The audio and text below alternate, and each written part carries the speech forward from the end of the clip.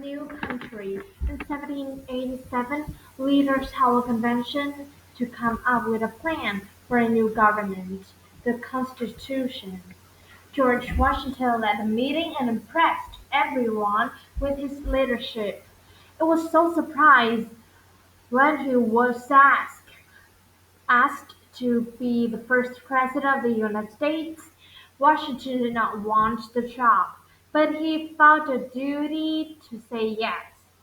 So, in the spring of 1789, he left Mount Vernon for New York City, where he became the President of the United States of America on April 13th. As America's first president, Washington had a number of important tasks to do. The most important task was to set up the government described in the Constitution. Washington's style of leadership was a good match for this task. He led the nation firmly and with great dignity, just as he had led the Continental Army. Washington was elected president again in 1792 in his second term. He faced another war between Britain and France. Although France had been an ally during the American Revolution, Washington declared that the United States would not get involved. A treaty or agreement was signed but remained unpopular. Many people thought the treaty supported the British too much, and the President Washington himself was blamed.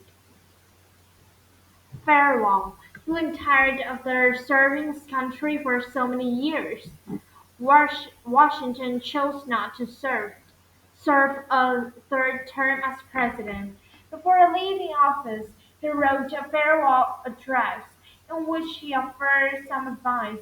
He warned against joining forces with other nations because it could lead to more war. He also warned against building too much of an army.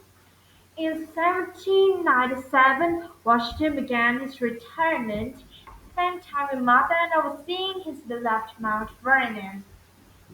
2 years later, during a cold, snowy Virginia winter, Washington fell ill. He died on September 14th, 1799.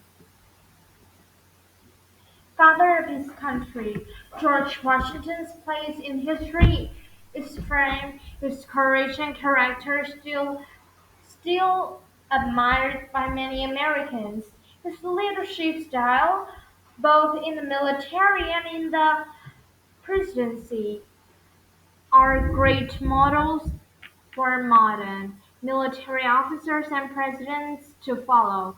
The congressman at the time said Washington was first in war, first in peace, first in the hearts of the countrymen. This earned him a title "Father of his Country". History figures such as Washington are often boiled down to simple nicknames such as this. In reality, those figures are every bit as complex or imperfect as people are today. The life of George Washington, 1735 uh, 1732, born in Westmoreland County, Virginia. 1735, the Washington family moved to Mount Vernon, Virginia.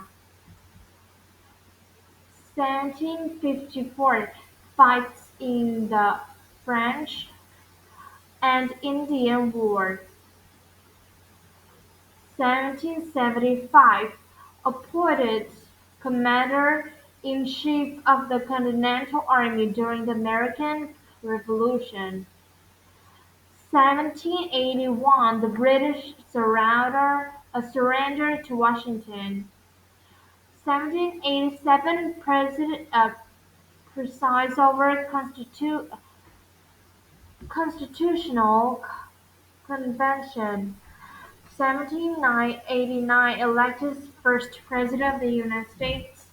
1797 begins retirement at Mount Vernon. 1799 died on December 14th.